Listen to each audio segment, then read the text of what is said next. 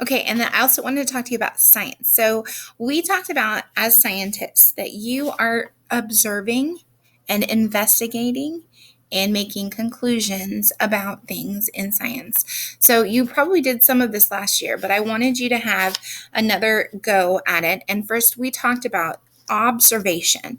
Observation is when you are looking at the world around you and you are noticing something. So if I have these three items, I can say, oh, they're 3 pens because I know that they all use the writing, but I can also observe the differences. So this one is red. This one is probably a blue color, maybe a black color. And then this is different. This is more of a marker. So I can use them all for different purposes. I use this one for grading. I use this one for signing papers. And then I use this one for writing on the whiteboard. So as a scientist, you look at things around the world, you make observations, you see what you see, and then you can investigate more. So I could test it. I could see testing on these pages.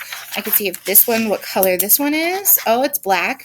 This one is red. And this is, of course, a marker. And that is my investigation of what the differences are with these. And also the same, they all wrote. So a scientist observes and investigates.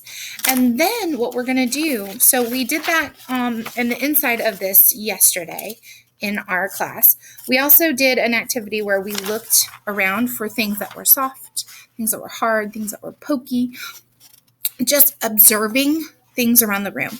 And then we did this inside part. We read this part. We talked about what a magnifying glass does, what we think about. And then we looked at this picture and we said, what is this item? What do we see? What do we observe? And why is it important to do those things? How do we learn? And one of the most important things that we do is we ask questions. We want to know things. We want to know about our world. And God gave us that gift. He gave us the gift to learn and to know about the words and learn about where we live and how we live. And then tomorrow we are going to do this activity here on the back. So if you're looking on the back here, you can do this at home. This is a straw and string, and we're going to try and make some square bubbles, and we're going to see what happens. So that is a scientific observation and evaluation. You're going to follow the scientific method, and I'm going to teach a song about it. And it's the scientific method is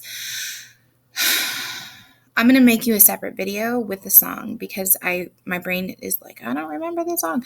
So I'm going to teach you a song. I'll make it for you and I'll have it for you in just a minute. Okay, bye.